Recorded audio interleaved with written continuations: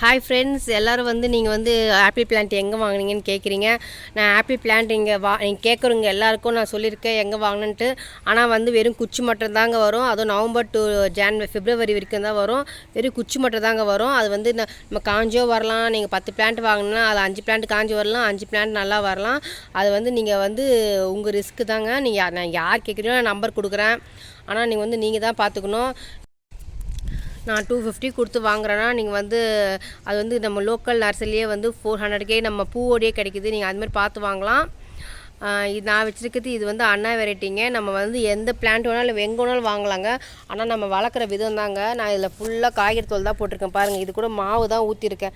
நான் மாவு எடுத்துகிட்டு வந்தேன். நான் 2-3 நாளாக நான் மொட்டை மாடிக்கு நான் அவ்வளோவா வரவே இல்லை. அதனால் அந்த மாவு அப்படியே போட்டு அப்படியே ஊற்றி வச்சுருக்கேங்க. இது ஃபுல்லாக காய்கறி தூள் தாங்க போட்டு வச்சுருக்கேன். இந்த டப்பு ஃபுல்லாக அவ்வளோ காய்கறி தூள் தாங்க, வெயிட்டே இருக்காதுங்க.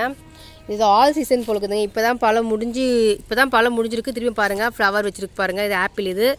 இது நான் இன்றைக்கி எடுத்தது வீடியோங்க. பாருங்கள், இது ஆப்பிள் திரும்பி ஃப்ளவர் வருது. இப்போ இந்த இலையெல்லாம் நான் பிச்சு விட்டேன்னா திருப்பியும் ஃப்ளவர் டப்புன்னு வைக்கோங்க. பாருங்கள், இதெல்லாம் மொக்கு தான். இதெல்லாம் பாருங்கள், இது எவ்வளோ துளுத்து வந்திருக்கு பாருங்கள். பாருங்கள், இதுவும் மொக்கு தான். பாருங்கள், இது போன வாட்டி நான் 10-13 பிளான்ட் நான் வாங்கினேங்க. என்னோடய பையனோட கிளாஸ் டீச்சருக்கும் சேர்த்து நான் 2 பிளான்ட் வாங்கினேன். ஆப்பிளும் வாங்கினேன், ப்ளம்மும் எல்லாம் வாங்கினேன்.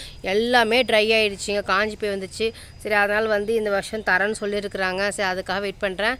நீங்கள் வாங்கினா உங்கள் ரிஸ்க்கு தாங்க. அப்புறம் நீங்கள் ட்ரை ஆகி வந்துச்சு, காஞ்சி போயிடுச்சுன்னு சொல்லக்கூடாது. எல்லா செடியும் நல்லா வரும். நீங்கள் அவங்க அனுப்புகிற செடி எல்லா செடியும் வருமானு தெரியாது. ஏன்னா பேர் விட்டு தான் அனுப்புவாங்க, மண் அனுப்ப மாட்டாங்க. அப்படியே அங்கே பிடிங்கி அனுப்புவாங்க. நீங்கள் உங்கள் ரிஸ்க்கு தாங்க. நீங்கள் வாங்குறதா இருந்தால் நீங்கள் சொல்லுங்கள். நான் என்னோடய மெயில் ஐடி நான் தரேன். நீங்கள் அதுக்கு மெயில் பண்ணுங்கள். நான் நம்பர் தரேன். நீங்கள் யாராலும் வாங்கிக்கோங்க. இது ஆல் சீசன் போலுக்குது. திருப்பி பாருங்கள், ஃப்ளவர் வைக்குது. நான் பிச்சு விட்டேன்னா திருப்பி நல்லா ஃப்ளவர் வைக்குங்க. நான் இலையை பிச்சு தான் விட்டுருவேன். இப்போ தாங்க விட்டு வச்சுருக்கேன்.